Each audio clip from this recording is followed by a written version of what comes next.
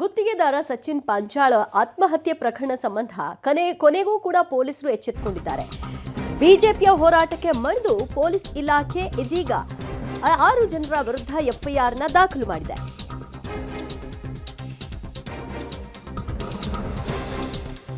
ಗುತ್ತಿಗೆದಾರ ಸಚಿನ್ ಪಾಂಚಾಲ್ ಸುಯಿಸೈಡ್ ಪ್ರಕರಣ ಸಂಬಂಧ ಬಿಜೆಪಿಯ ಹೋರಾಟಕ್ಕೆ ಮಣಿದು ಪೊಲೀಸ್ ಇಲಾಖೆ ಎಚ್ಚೆತ್ತಿದೆ.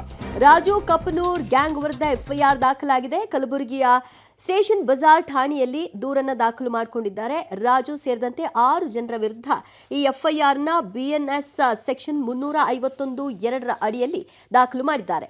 ನ್ಯಾಯಾಲಯದ ಗಮನಕ್ಕೆ ತಂದು ಎಫ್ಐಆರ್ನ ದಾಖಲು ಮಾಡಲಾಗಿದೆ. ಕಲಬುರಗಿಯಲ್ಲಿ ಪ್ರತಿಭಟನೆ ನಡೆಸಿದ್ರು ಬಿಜೆಪಿ ನಾಯಕರು. ಈ ಪ್ರಕರಣವನ್ನು ಗಂಭೀರವಾಗಿ ತೆಗೆದುಕೊಳ್ಬೇಕು, ಆದರೆ ಪೊಲೀಸ್ ಇಲಾಖೆ ಪ್ರಿಯಾಂಕ್ ಖರ್ಗೆಯ ಅಣತಿಯಂತೆ ನಡೀತಾ ಇದೆ, ಸರ್ಕಾರದ ಅಣತಿಯಂತೆ ನಡೀತಾ ಇದೆ ಅಂತ ಪ್ರತಿಭಟಿಸಿದರು.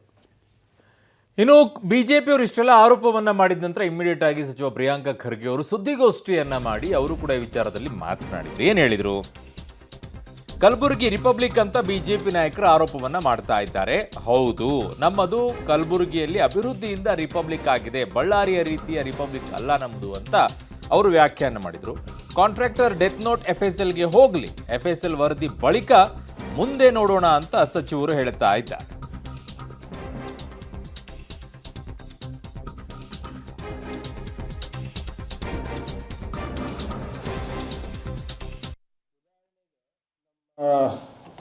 BJP ನಾಯಕರು ಈಗ ತಾನೇ ಪತ್ರಿಕಾಗೋಷ್ಠಿ ಮಾಡಿ ಕಲಬುರಗಿ ಒಂದು ರಿಪಬ್ಲಿಕ್ ಆಗಿದೆ, ಅಲ್ಲಿ ಕಾನೂನು ಸುವ್ಯವಸ್ಥೆ ಬಗ್ಗೆ ಹೇಳಿದ್ದಾರೆ ಅಂತ. ನಾನು ನಮ್ಮ ವಿರೋಧ ಪಕ್ಷದವರಿಗೆ ಹೇಳಲಿಕ್ಕೆ ನಾನು ಬಯಸೋದೇನಪ್ಪ ಅಂದರೆ, ಹೌದು, ಖಂಡಿತವಾಗೂ ಕಲಬುರಗಿ ರಿಪಬ್ಲಿಕ್ ಆಗಿದೆ, ಆದರೆ ಬಳ್ಳಾರಿ ರಿಪಬ್ಲಿಕ್ ಥರ ಅಲ್ಲ. ಇದು ಒಂದು ಅಭಿವೃದ್ಧಿಯ ರಿಪಬ್ಲಿಕ್ ಆಗಿದೆ, ಡೆವಲಪ್ಮೆಂಟ್ ರಿಪಬ್ಲಿಕ್ ಆಗಿದೆ. ಉದಾಹರಣೆಗೆ ಮೊನ್ನೆ ಮಾನ್ಯ ಮುಖ್ಯಮಂತ್ರಿಗಳು ಮತ್ತು ಖರ್ಗೆ ಸಾಹೇಬರು ಕಲಬುರಗಿನಲ್ಲಿ 371 ಏನು ಬೆಡ್ಡಿನ ಜಯದೇವ ಹಾಸ್ಪಿಟ್ಲನ್ನು ಉದ್ಘಾಟನೆ ಮಾಡಿದ್ರಲ್ಲ, ಅಂಥದ್ದಕ್ಕೆ ಅಭಿವೃದ್ಧಿಯ ರಿಪಬ್ಲಿಕ್ ಆಗಿದೆ.